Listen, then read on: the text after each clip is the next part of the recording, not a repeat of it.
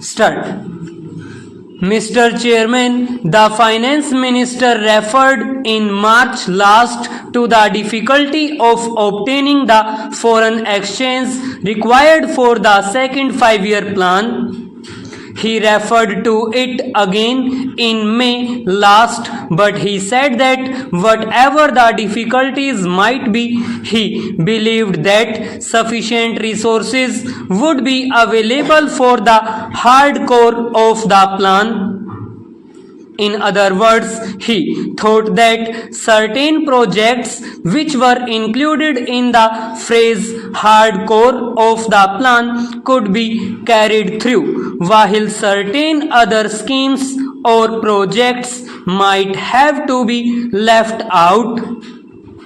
His last statement on this subject was made a few days ago in another place.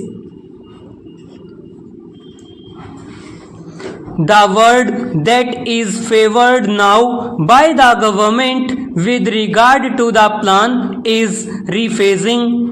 The Planning Commission and the government are now engaged in rephasing the plan.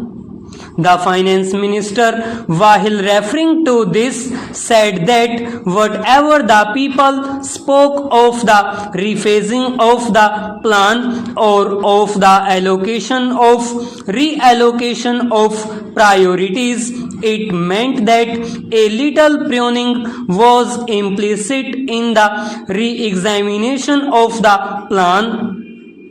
Now, sir, we should like to know what exactly this rephasing means.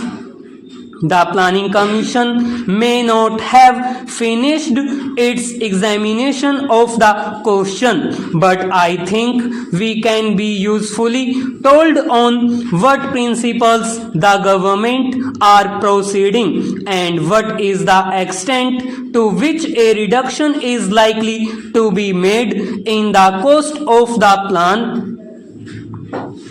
I read a few days ago, sir, in a daily that it was being considered whether the fertilizer projects might be cut out of the plan. Now, the Finance Minister has told us that what constitutes the hardcore of the plan is the production of steel, mining, transport and power. Now, is the production of food essential for carrying out of the plan or not? Is it included in the hardcore of the plan or has it been given a lower priority than steel or other things?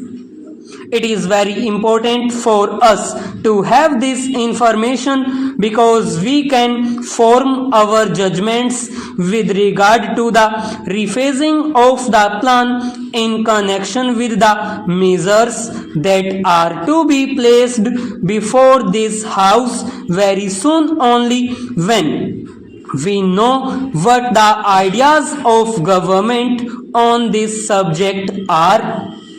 It may not be possible for the Honorable Finance Minister to state what the exact extent of the reduction is expenditure will be.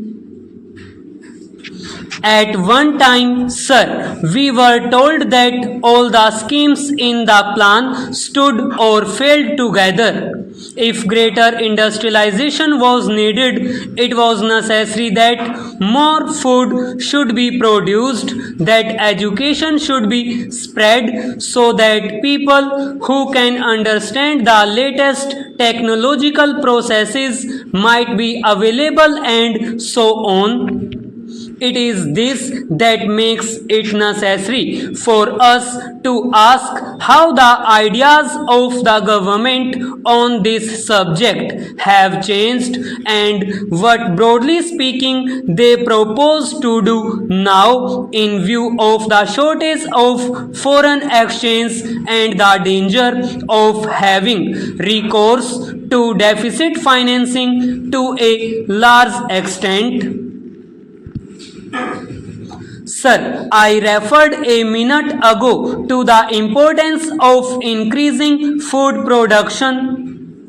Now, several measures have been taken by Parliament and by government to make more food available to the people.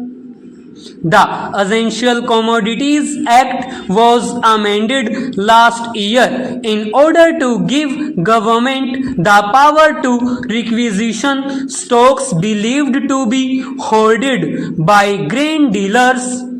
Then it was announced that India was being divided into a number of zones because it was believed that restrictions on the free movement of food grains would bring down their prices and consequently lessen the temptation to hoard. Then, sir, in addition to this, the Reserve Bank asked the scheduled banks to reduce the advances made by them for the purchase of food grains because it was believed that the bank advances were being used in order to buy more and more food grains and hoard them. As a result of these measures, the food minister could say 3 or 4 weeks ago that the rise in food prices had already been checked.